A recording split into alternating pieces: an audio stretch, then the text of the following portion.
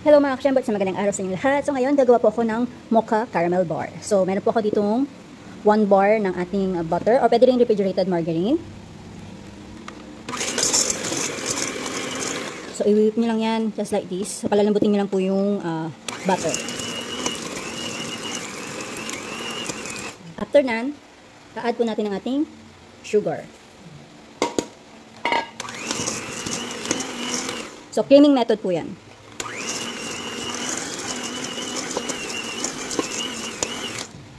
So after nyan, mag-add tayo ng ating egg yolk, one at a time.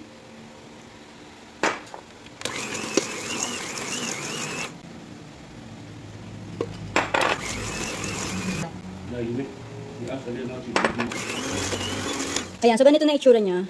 Nag-cream na siya. So nalagay ko na lahat ng egg yolk. So ngayon, ilalagay natin ang condensed 1 cup. Since this is mocha, maglalagay tayo ng ating coffee.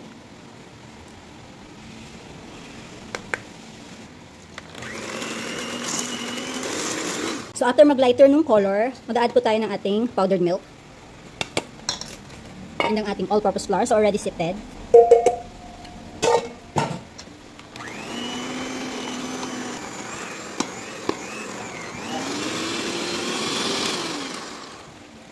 So, ayan na po yung itsura niya. Make sure na nahalo nyo po siyang maigi at wala nang mga puti-puti. So, ayan.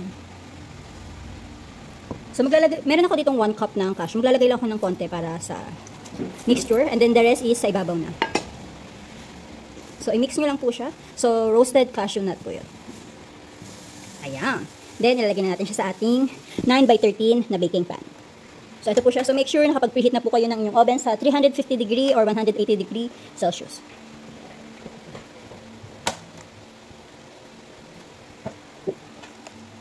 So, ayan. So, na-spread out ko na po siya. Maglalagay tayo ng ating cashew.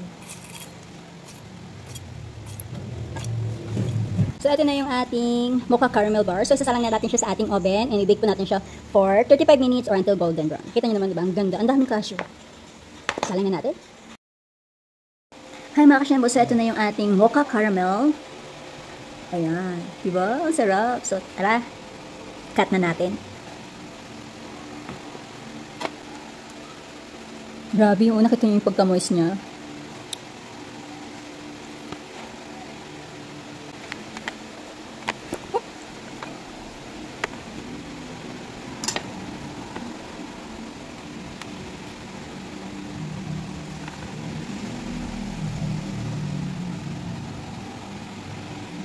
Grabe ang sarap. Yan.